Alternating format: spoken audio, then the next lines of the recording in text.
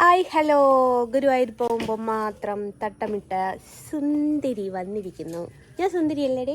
ഇതാ നിങ്ങൾക്ക് ഇപ്പോൾ വിൽക്കുന്നത് കാണാം, ഭാഗ്യം ഉണ്ടെങ്കിൽ. നീ എന്താക്കുവടേ? അതുമേ നിങ്ങൾക്ക് നിൽക്കാം. ഇത് കണ്ടോ ഗൈസ്, രണ്ടാമത്തെ വർഷം കേട്ടോ ഇവിടെ മ്യാവിൽ മ്യാങ്ങ ഉണ്ടാവുന്നത്. കഴിഞ്ഞ വർഷം ഫസ്റ്റത്തെ മാങ്ങ ഗുരുവായൂർ നടക്ക് സമർപ്പിച്ചിട്ടാണ് നമ്മളിവിടെ മാങ്ങ പറിച്ചത്. ആദ്യമായിട്ടുണ്ടായപ്പോൾ ഓളെ വിളിക്കണ്ട, ഓളെ അടിച്ചു വാരി വെച്ചതാ. ഇനി അടിച്ചു വാരാൻ നിൽക്കണ്ട. അങ്ങോട്ട് നോക്കി. ഗുരുവായൂർ പോകുമ്പോൾ മാത്രം തട്ടമിടുന്നു ഞാൻ. എന്തെങ്കിലും രമണി, അതാണ് പാരിജാത, ദേവദാരു. ദേവദാരു പൂത്തു. അരുണെങ്കിപ്പ അതിൻ്റെ മുകളിൽ നിന്ന് വീണിട്ട് നോമ്പ് വെറുക്കുന്ന നേരത്ത് മോനെ വണ്ടി തിരിച്ചു വെച്ച മാമനൊപ്പം കൊണ്ടുപോണ്ടി വരും. എന്നോടത് എടുക്കാൻ പറഞ്ഞില്ലല്ലോ. എനക്ക് എന്നാത്തിന്റെ കേടാടേ? ഇനി വണ്ടി തിരിച്ചേക്ക് പോനെ, മാമനൊപ്പം കൊണ്ടുപോണ്ടി വരും. ഇന്നത്തെ നോമ്പ് തുറ പിന്നെ കൊയിലാണ്ടി ഗവൺമെന്റ് ഓളുടെ അടുത്തും അല്ല,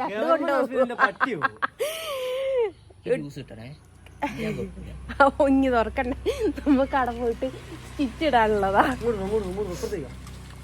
ആ മാങ്ങ വെറുതെ തൊഴിച്ചാളുണ്ടരു. ഇങ്ങ് ഇറങ്ങിക്കാള്. ഒരു ദിവസം വീട്ടിൽ വന്നാൽ ഇതാണ് അവസ്ഥ. ചടന്ന് കണ്ട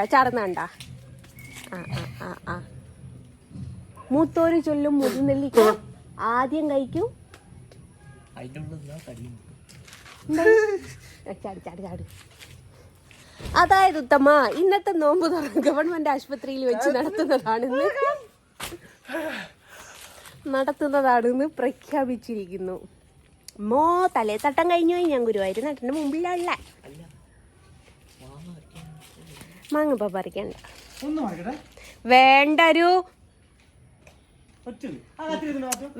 വെറുതെ പറിക്കണ്ട. കുറച്ചുകൂടി കഴിയട്ടെ. വേണ്ട, ഒരു നോമ്പൊക്കെ രാത്രി അല്ലേ, അന്നപ്പോ നോക്കാം.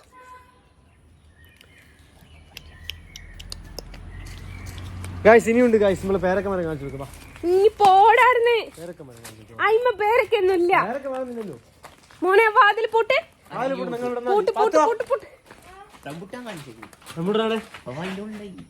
റംബുട്ടാനുണ്ടായിട്ടൊന്നുമില്ല. കളിക്കല്ലേടേ, അത് നാടൻ റംബുട്ടാൻ. ഇവിടെ കാണാൻ പറ്റില്ല. എന്നെ വിവാഹം കഴിച്ചു കൊണ്ടുവരുന്ന സമയത്ത് എൻ്റെ വീടിൻ്റെ മുറ്റത്തായിട്ട് ഒരു റംബുട്ടാൻ മരം ഉണ്ടായിരുന്നു. അങ്ങനെ ഈ വെള്ളരി ഇത് ഞാൻ എൻ്റെ സ്വന്തം കഴിവ് കൊണ്ട് ഇപ്പുറത്തെ വീട്ടിൽ നിന്ന് അങ്ങോട്ട് നോക്കി നോക്കും. ഇത് അപ്പുറത്തെ പറമ്പിലില്ലാത്ത ഗൈസ് വെള്ളരി. വെള്ളരി പിന്നെ മറ്റേ സാധനം ഉണ്ട്, കയ്പ പയറ്. അതും അത്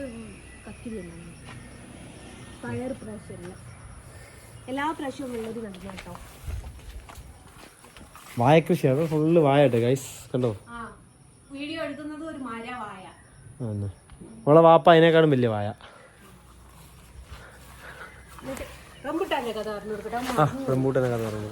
എന്നിട്ടേ ഞാനൊക്കെ 15-16 കൊല്ലം മുമ്പ് റംബുട്ടാൻ എന്ന് പറഞ്ഞാൽ എന്താന്ന് പോലും അറിയില്ല. ഇപ്പൊ അറിയാം.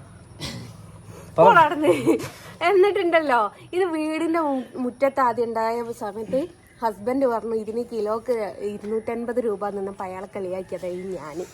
പക്ഷെ ഞങ്ങളുടെ പൂതി മാറുവോളും വലിയൊരു മരമായിരുന്നു. വെറുതെ എന്തിനാണ് കയറി ചൊറിച്ചിൽ വാങ്ങിയത്. വലിയൊരു മരമായിരുന്നു. എന്നിട്ട് ഞങ്ങൾക്ക് പൂതി മാറുവോളും തിന്നാണ്ടായി. ഞങ്ങൾ ഇന്നതിന് ശേഷം പൈസ കൊടുത്തിട്ട് മേടിച്ചു. ആ ഒരു കാലത്താട്ടോ ഇതൊക്കെ ഫേമസ് ആയി വന്നത്. അപ്പം അങ്ങനെയാണ് വെറുതെ മുറ്റത്തൂടുമ്പോ തലേ തട്ടം കഴിഞ്ഞോയേ. ഞാൻ അമ്പലത്തിൽ പോകുമ്പോൾ മാത്രം തട്ടിടുന്നതാണേ. റമലാ മാസല്ലേ അനക്കൊന്ന് നന്നായിക്കൂടെ എന്ന് ചോദിക്കുന്ന ആൾക്കാരോട് ഞാൻ നന്നായിട്ട് ഇങ്ങൊന്നും കാണൂലടാ. അനക്കൊന്ന് എന്താ കാണൊരു ഗുളിക കുടിച്ചില്ലേ എന്നും ഞാനാ ഗുളിക കുടിക്കാത്തത്. അപ്പം കത്തിക്കാൻ നിൽക്കണ്ട. അപ്പം അങ്ങനെയാണ് ഗൈസ്. എന്നാൽ പിന്നെ ഒരു ടാറ്റ കൊടുത്തേ. ഡോ ഡോ അതിൻ്റെ മോനാട്ടോ. Tata bye bye. നോമ്പുറക്കാനായിക്ക് ടാറ്റ ബിർല അംബാനിയെയും അല്ല പഠിച്ചു അല്ല പഠിച്ചു. പാവപ്പെട്ട നിക്കറിട്ട അല്ല എന്താ പൈസക്കാരൻ നിക്കറിട്ട വലുതല നിക്കറിട്ട എന്തോ ഒരു പാട്ട് സുരാജ് വെഞ്ഞാറമ്മൂട് ഉണ്ടാക്കിയതാണ്. അപ്പൊ നമ്മളും പാവാണ്. അപ്പൊ എങ്ങനെയാണ് പിന്നെയും തട്ടം തലേന്ന് കഴിഞ്ഞു. പെരുന്നാളിന് ആരെങ്കിലും ടൂർ പോകുന്നുണ്ടെങ്കിൽ കമന്റ് ഇടുക. ഞങ്ങൾ പോകുന്നുണ്ട്. ഞങ്ങൾ കൊടൈക്കനാൽ പോകും. കൊടൈക്കനാൽ എന്ന് പറഞ്ഞപ്പോ നിങ്ങൾ കൊടൈക്കനാൽ വന്ന് നിൽക്കണ്ട. ഞങ്ങൾ വേറെ സ്ഥലത്തേക്ക് പോവാ. മാറ്റി പറഞ്ഞു. ആർക്കെങ്കിലും എനിക്ക് സക്കാത്തും പൈസ അയച്ചു തരാൻ താല്പര്യം ഉണ്ടെങ്കിൽ ചിലരൊക്കെ കണ്ടിട്ട് യൂട്യൂബ് അല്ല ഫേസ്ബുക്കിൻ്റെ അകത്ത് ഇറക്കുന്നത്. അതുകൊണ്ട് എനിക്ക് പൊന്നാര ഗൈസ് ഡ്രസ്സൊന്നും എടുത്തില്ല ഗൈസ്. ഇവരെടുത്തു അവരെടുത്തു എനിക്ക് മാത്രം മേടിച്ചു തന്നില്ല. സക്കാത്തും പൈസ ആരും ചോദിച്ചു വാങ്ങാൻ പാടില്ല ഗൈസ്. സക്കാത്തും പൈസ ചോദിച്ചു വാങ്ങണോ? ഇക്കൊല്ലെന്തോ കുറവാ. പോടാട്ടി മറ്റൊന്നും രാവിലെ കേറാഞ്ഞിട്ടാ. എന്നാ ഞങ്ങളുടെ അന്തരീക്ഷം കണ്ടിട്ട് കേറാഞ്ഞിട്ടാ. അത് പിരിവിന് 100 റുപ്യൊക്കെ പൊന്നാരുണേ. അല്ല മറ്റേ എന്താ ഈ പാവപ്പെട്ടവരൊക്കെ എന്താ പറയാ, എന്തായാലും 100 റുപ്യൊക്കെ കൊടുക്കണോ? ഏതാ മാന ഫോൺ എടുത്തേ. കൂനഞ്ചേരി എന്താ ഓരോരോ ഓർഫണേജ് എന്നൊക്കെ എത്തിങ്ങാനെന്നൊക്കാന്ന് പറഞ്ഞു വരും. എന്തിനാണ് നമ്മളെ ആവശ്യത്തില. നമ്മളോ രക്ഷപ്പെട്ടില്ല. 100 റുപ്യക്ക് അവർക്ക് ബിരിയാണി വാങ്ങി കഴിക്കാൻ പറ്റുന്നില്ലല്ലോ. ഇവർക്ക് ഇതിനൊരു കമ്മീഷനാണ്. കമ്മീഷൻ വർക്കില്ലാണ്. ആയിക്കോട്ടെ, പാവപ്പെട്ടതല്ലേ, കിട്ടിക്കോട്ടെ. നമ്മൾ അങ്ങനെ ചിന്തിക്കുന്നതിനെ കൊണ്ടാണ് അങ്ങനെ ചിന്തിക്കുന്നതിനെ കൊണ്ടാണ് പാവപ്പെട്ടവർ വന്നാലും കൊടുക്കാത്തത്. എനിക്ക് ഇതിനോട് വലിയ താല്പര്യമില്ലാത്ത ഒരാൾ. ആരോഗ്യം ഉണ്ടെ പണിക്ക് പോകണം. ആരോഗ്യമില്ലാത്ത ആൾക്കാർ വന്നാൽ പാവപ്പെട്ടവർക്ക് റെസീറ്റ് ഒക്കെ ഉണ്ട്. മുമ്പ് എൻ്റെ വീട്ടിലൊരു മുല്യാർ വന്ന സമയത്ത് ഞാൻ ഒച്ചട്ടപ്പം എൻ്റെ അമ്മ പറഞ്ഞ ഒരു കാര്യമാണ്, എനിക്ക് കൊടുക്കാൻ പറ്റുമെങ്കിൽ ഇങ്ങനെ കൊടുക്ക്, ഇല്ല വെച്ചാലും മിണ്ടാണ്ടക്ക്, ഓലോടൊന്നും പറയണ്ട, ഓലോട് പോകാൻ പറയും. കാരണം നല്ല തടിയും മിടുക്കുള്ളൊരു മുല്യാരിക്ക് വീട് വെക്കാൻ പൈസ തരീന്നും പറഞ്ഞ് ഞാൻ വരുന്നൊരു സാഹചര്യം. സജില മുസ്തഫ ഏതോ ആണുങ്ങൾ വന്നിട്ട് അയച്ചു കൊടുത്താ. ഓൻ പൈസക്കാരനായിട്ടല്ല, പാവപ്പെട്ട മക്കളെ കൊണ്ടാ. അതെങ്ങോട്ടാ പോകുന്നതെന്നുള്ള ഓനും മര്യാദക്ക് മനസ്സിലായില്ല. അങ്ങനെ നോക്കുകയാണെങ്കിൽ നാട്ടിൽ ആരും ഒന്നും ചെയ്തിട്ടുണ്ടെങ്കിൽ അല്ല, അങ്ങനെ ചിന്തിക്കുകയാണെങ്കിൽ നാട് എങ്ങനെ ഉണ്ടാവും? ഫിലോസഫി പാവപ്പെട്ട എന്താക്കൂ? ഫിലോസഫി അല്ല, കാര്യം പറഞ്ഞല്ലേ. ഫിലോസഫി ഇപ്പൊ എല്ലാരും ഒരേപോലെ ദുഷ്ടന്മാരാണെങ്കിൽ പാവപ്പെട്ടവരെ രക്ഷിക്കാൻ ആരുണ്ടാവും? ഞാൻ കൊടുക്കുന്നില്ല എന്ന് വിചാരിച്ചു. അതായത് തമാ മതി. അപ്പൊ എല്ലാവർക്കും ബൈ. ഒരു ബൈ കൊടുത്തേ. ബൈ.